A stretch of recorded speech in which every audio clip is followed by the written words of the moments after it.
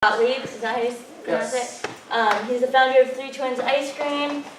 Super interesting history how him and his twin brother were living with his brother's wife, and she was a twin, and so Still is. he's a twin, and so he calls himself one of the twins, the founding twin, and it's organic, and he makes it. His goal is like to make it accessible and affordable for everyone. Super cool story, and we're really lucky to have him. It was a long process getting him to come from like a year ago. Super busy guy, and he was on Survivor this past season. Fun fact. I did not win. Spoiler alert. Didn't you have to get rescued because you're new? I didn't need to get rescued. I got medically evacuated because I had a staph infection near my knee.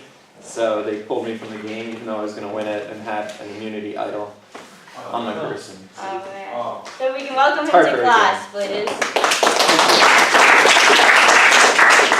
So I find myself to be much more interesting to listen to while eating ice cream. So as long as it's okay, I brought ice cream to distribute. Yes, thank you. I just promised to clean up after yourselves. That would be greatly appreciated. So just take one and pass them around. Monica. Charlotte, you want to grab a chair? Oh, yeah.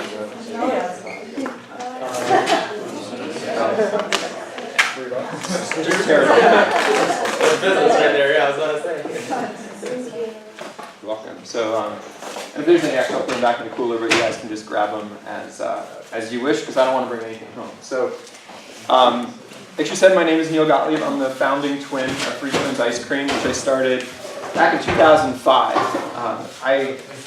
I'm not a Californian by birth. I'm not as lucky as many of you. I actually grew up in New Jersey, of all places, and went to Cornell, go Big Red, and then moved out here in 1999 to take a job with Gap.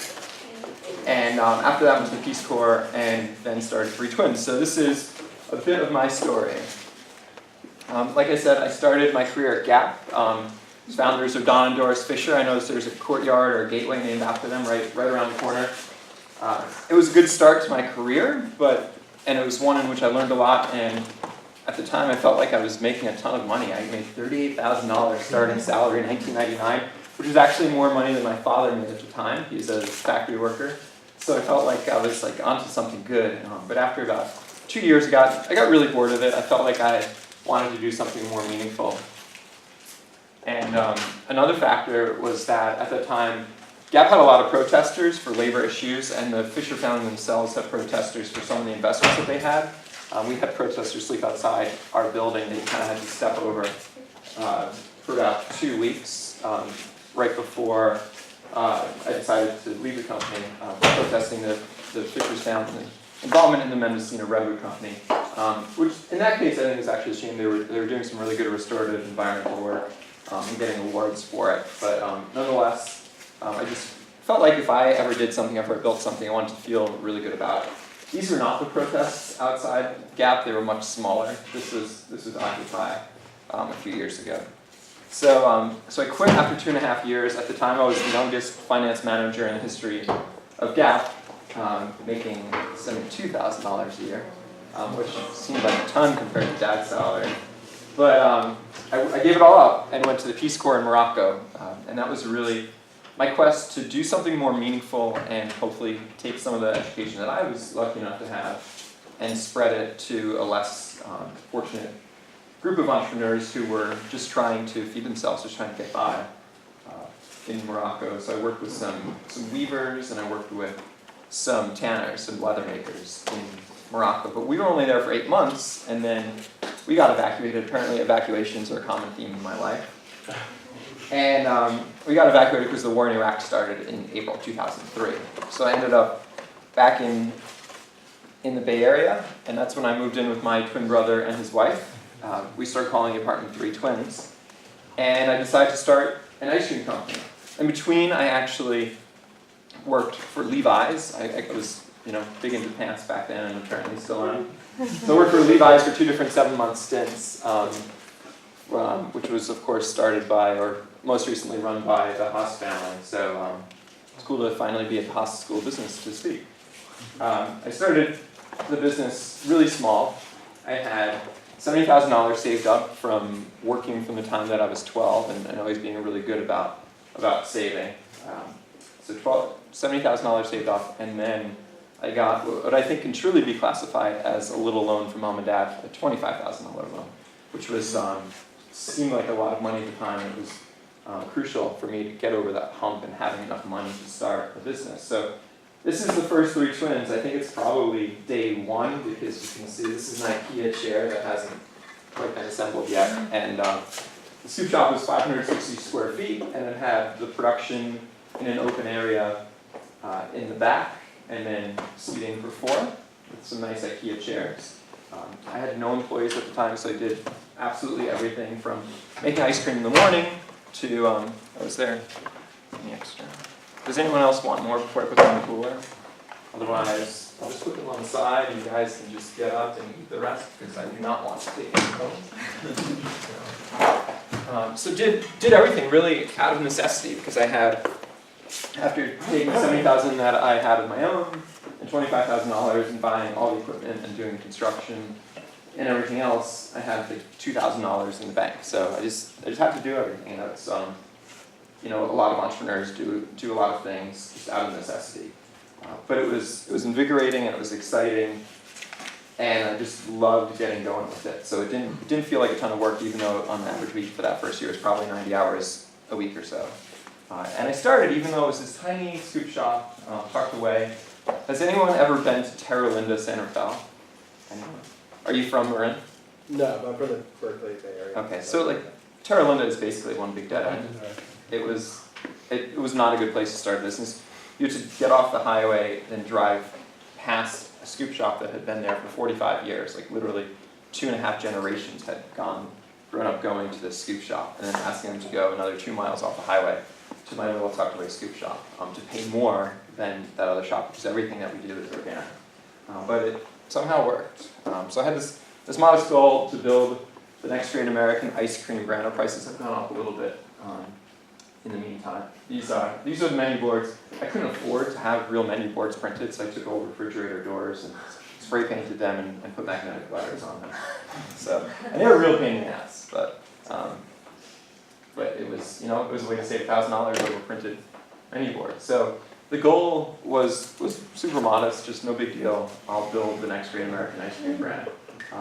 But I didn't know what I was doing, so I was safe in making these grand assumptions that I could do anything. But I felt like there was really an opportunity in the business, in the realm of ice cream, to start something that wasn't just a niche little organic business, but something that could really have national reach, based on the fact that the few brands of organic ice cream that were out there, and this is a time when green businesses are first starting to catch on, Honda Priuses had just come out, people are really starting to talk about making businesses green, and I felt like there was an opportunity to start a business that wasn't just green and appealing to like the hippy-dippy Prius drivers of the world, but to really appeal to the masses. And the way to do that, I thought, was to make organic ice cream that happened to also be delicious and give back and have great branding and be at a fair price. So I kind of charged forward. That was before all this happened. It was a super slow start. I mean, it was absolutely awful at the beginning, but I didn't really know any better. So, and I had no place else to go, since I had all my life savings invested. I had my parents' money, and I was also really stubborn and wouldn't admit failure. So my first day in business was a Saturday, and our sales were $365, which, I thought was okay. That's pretty good. And then the next day is, of course, Sunday, and the sales were, I think, about $220. It's like, oh, it wasn't so good. And then the next day, which is the first weekday, Monday, sales were like $120. I'm like, uh-oh, I'm really in trouble. But that challenge, that struggle, Mondays were always the slowest day of the week, and there was one Monday over the winter. And mind you, this first winter was the rainiest winter in California history, based on the number of days of rain. So it was really an awful start, and I questioned what I was doing every day. I spent a lot of time alone in the scoop shop, paying rent, paying to keep the lights on, and worrying about getting through the year while listening to Johnny Cash live at Folsom Prison. So it was like my prison anthem. But there's something good about getting yourself in a tough spot where there really is no turning back other than quitting. I was determined not to quit because I really believed in the brand, I really believed in what I was doing. So I kind of trudged forward. And when spring came, I looked for opportunities to sell outside of that first scoop shop because it was very clear that that scoop shop was never going to allow me to sell enough ice cream to have anything at UC Berkeley named after me, or for that matter, even pay the rent. So I was paying the rent basically out of the tip jar, and had, money was so tight. I remember needing a new backpack and deliberating for like a month about spending $50 on a new backpack just because I was so afraid of just going out of business. So when spring came, I looked for opportunities to sell elsewhere, and actually one of the first places that I ever sold was at the Berkeley Farmers Market on Saturdays at Center in MLK. Who's been there? Anyone? Who's had Three Twins ice cream there? If anybody, so Monica. Well, you bought from my parents because my parents now work for me at the Farmers Market. So it was a good step for the business. It was an awful step for my social life because I had to get up at like 6:30 on Saturday mornings when Friday nights were typically the only night I'd be able to get out. But it was necessity. And this provided, in 1 week, it typically provided almost half of the revenue that the scoop shop would do. So it was a really good opportunity. And also gave the brand exposure because being tucked away in this tiny little scoop shop